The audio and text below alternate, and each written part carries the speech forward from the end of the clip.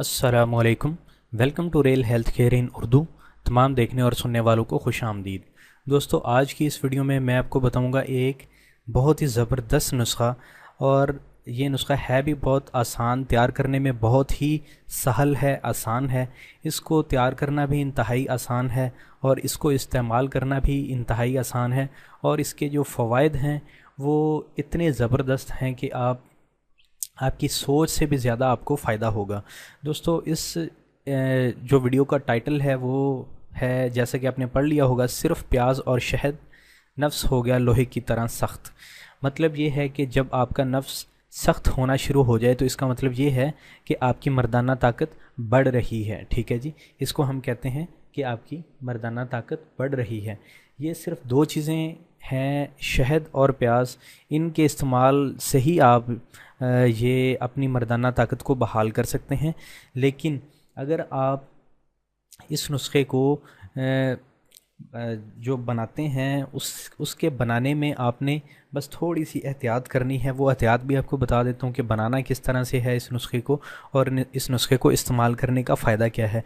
ये नुस्खा मैं इसलिए पेश कर रहा हूँ क्योंकि इसकी वजह ये है कि बहुत सारे भाई दोस्त जो हैं वो सऊदी अरेबिया में कोई रहता है, कोई किसी कंट्री में रहता है, कोई किसी कंट्री में रहता है। पाकिस्तान और इंडिया में तो पंसारियों से काफ़ी सारी चीज़ें मिल जाती हैं, जो मर्दाना कमज़ोरी के जो नुस्खे होते हैं।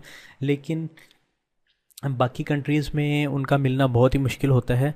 और इसलिए ही मैं आपको ये दो चीज़ें बता रहा हूँ, क्योंकि ये जो शहद और प्याज है ये पूरी दुनिया में, दुनिया के हर कोने में, दुनिया के हर मुल्क में, हर मुल्क के हर शहर में ये दो चीज़ें पाई जाती हैं। आप इन दोनों चीज़ों से फ़ायदा उठाएं और अपनी मर्दाना ताकत को बढ़ाएं और अपने नफ्स को सख्त करें। मर्दाना ताकत के बढ़ने का मतलब यही होता है कि आपकी जो है, आपका जो नफ्स वो सख्त हो जाए। टाइमिंग वो और चीज़ होती है, ठीक है जी। और मर्दाना कमज़ोरी और चीज़ होती है। ये मैं पहले भी इस एक वीडियो में ये दो तीन टर्मिनोलॉजीज़ को क्लियर कर चुका हूँ। मर्दाना कमज़ोरी, नामर्दी और जिनसी कमज़ोरी और सूरत अंजाल, इन सब में क्या फ़र्क है, और टाइमिंग वगैरह में। बहरहाल वीडियो लंबी हो रही है, मैं क्योंकि ये नुस्खा ही बहुत मुख्तसर है, मैं आपको बस ये बताता हूँ। आपने सफ़ेद प्याज ले लेना है, ठीक है जी। ये वाला जो प्याज है ये सफ़ेद नहीं है। यहाँ पे जो मैंने टाइटल में लगाया है, ये आप देख रहे हैं जहाँ पे ये कर्सर मूव कर रहा है, ये प्याज जो है ये सफ़ेद प्याज नहीं है। आपने सफ़ेद प्याज़ों को जाकर बाज़ार से, सब्ज़ी वाले से ख़रीद लेना है। आपने 3-4 किलो वो ख़रीद लेने हैं और घर में लाके आपने उनका पानी निकालना है। किस तरह से पानी निकालना है? जैसे जूस निकालते हैं ना हम किसी भी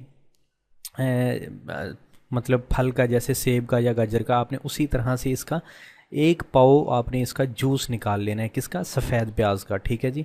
सफ़ेद प्याज आपको बाज़ार से मिलेंगे और आपको थोड़ी सी मेहनत करके लेने पड़ेंगे, क्योंकि सफ़ेद प्याज बहुत ही कम मार्केट में अवेलेबल होते हैं, लेकिन दुनिया के हर कोने में बहरहाल मिल ज़रूर जाते हैं। आपने ये जो सफ़ेद प्याज लेके आएंगे, आपने उन्हें उनका आपने जूस निकाल लेना है, 1 पाव तकरीबन, ठीक है। उसका वज़न आपने कर लेना है 1 पाव, और 1 पाव ही आपने छोटी मक्खी का शहद ले लेना है, खालिश शहद लेना है, ठीक है जी। 2 नंबर नहीं लेना। खालिश शहद आपको हो सकता है थोड़ा सा महंगा मिले, लेकिन ये है कि खालिश शहद के ही फ़ायदा होगा, उस ये जो 2 नंबर शहद होगा उसका कोई फ़ायदा नहीं होगा।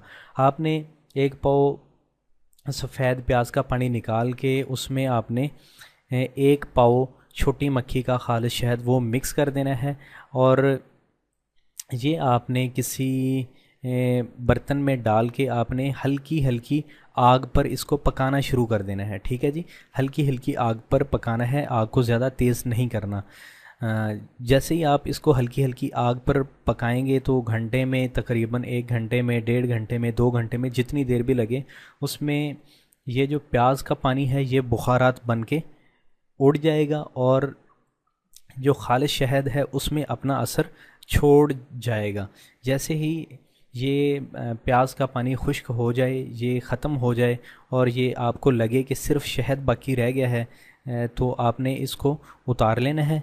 इस देगची को, जिस भी बर्तन में आप इसको पका रहे हो, आपने उतार लेना है, और उतार के आपने इसे ठंडा करके किसी साफ़ सुथरे डब्बे में इसे आपने इस नुस्खे को संभाल के रख लेना है।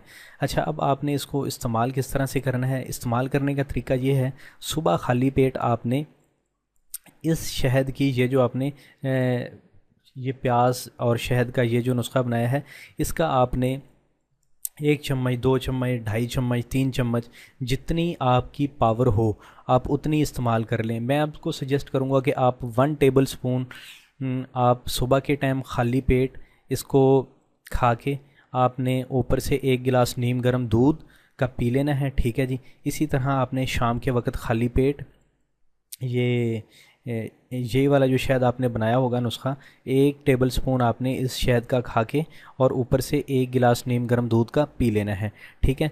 ये नुस्खा खाने के बाद आप सुबह भी और शाम भी आपने 1 घंटे बाद आपने खाना खा लेना है। सुबह के जब आप यूज़ करेंगे निहार मुँह तो 1 घंटे बाद आप खाना खा सकते हैं, नाश्ता कर सकते हैं। इसी तरह शाम का खाना जो है आप इस नुस्खे को इस्तेमाल करने के 1 घंटे बाद आप इसको अपना खाना खा सकते हैं। दोस्तों इस नुस्खे का जो अब इसको इस्तेमाल कितने दिन करना है, इसको एटलीस्ट आपने 40 डेज़ आपने यूज़ करना है, ठीक है जी। कम से कम आपने इसको 40 दिन तक यूज़ करना है। 40 दिन जब आप इसको यूज़ कर लेंगे तो आपको इंशाल्लाह पता चल जाएगा कि यार मेरे जिस्म में कितनी ज़बरदस्त ताकत आ रही है। आपका जिस्म जो है वो इंशाल्लाह ताकतवर, आहिस्ता आहिस्ता ताकतवर होता जाएगा। आपके चेहरे की रंगत जो है वो सफ़ेद होती जाएगी और उसमें हल्की हल्की सुर्खी आना शुरू हो जाएगी। जैसे आप पर शबाब आ जाता है, जैसे 13-14 साल का जो बच्चा होता है वो जब जवानी में कदम रख रहा होता है तो आप, या लड़का या लड़की, तो आप देखते हैं कि वो कितना खूबसूरत मतलब नज़र आ रहा होता है 13-14 साल का जो बच्चा होता है, क्योंकि वो अभी वो ऐन शबाब पर आ रहा होता है, ठीक है।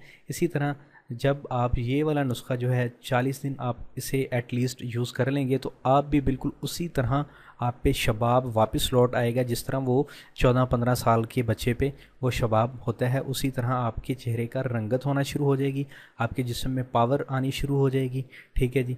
और आपके जिस्म में जैसी पावर आएगी, आपकी मनी भी है, ये जो नुस्खा है ये मनी को भी गाढ़ा कर देगा, ये आपकी टाइमिंग को भी बढ़ा देगा, आपके नफ्स को तो ये मैं कहता हूँ लोहे की तरह सख्त कर देगा। अगर आप ये नुस्खा इस्तेमाल कर लें तो आपको इस नुस्खे के इस्तेमाल करने के बाद किसी और नुस्खे को इस्तेमाल करने की ज़रूरत इंशाल्लाह नहीं रहेगी। तो ये नुस्खा जो है बता रहा था आपको, मनी को भी गाढ़ा करेगा, ठीक है, नफ्स को भी सख्त करेगा, ठीक है जी। उसके बाद आपके जिस्म में खून भी पैदा करेगा, आपका स्पर्म काउंट भी बढ़ाएगा, आपके चेहरे की रंगत को सुर्ख व सफ़ेद कर देगा, आपके जो जिस्म में किसी भी तरह की इन्फेक्शन है उसको भी ख़त्म कर देगा। आपका जो अगर आप CBC कंप्लीट ब्लड काउंट करवाते हैं तो उसमें एक टेस्ट होता है ESR, वो इन्फेक्शन को ज़ाहिर करता है। तो ये वाला जो है नुस्खा ये आपकी इन्फेक्शन को भी ख़त्म कर देगा, मनी से पस सेल्स को ख़त्म कर देगा, यानी पीप को ख़त्म कर देगा। इंशाल्लाह ये नुस्खा बहुत ही ज़बरदस्त और आपकी उम्मीदों पर पूरा उतरेगा। दोस्तों ये था आज का एक बहुत ही मुख्तसर नुस्खा। दोस्तों हाँ, एक दो बातें और आपको क्लियर करता चलूँ। इस नुस्खे के इस्तेमाल के दौरान में आपने हमबिस्तरी नहीं करनी, पहली बात। दूसरी बात ये कि इसको वो लोग इस्तेमाल ना करें जो ज़कावती हिस्स के मरीज़ हैं। तीसरी बात, वो लोग इस नुस्खे को इस्तेमाल ना करें जिनको पेशाब के बाद मनी के कतरे आते हैं।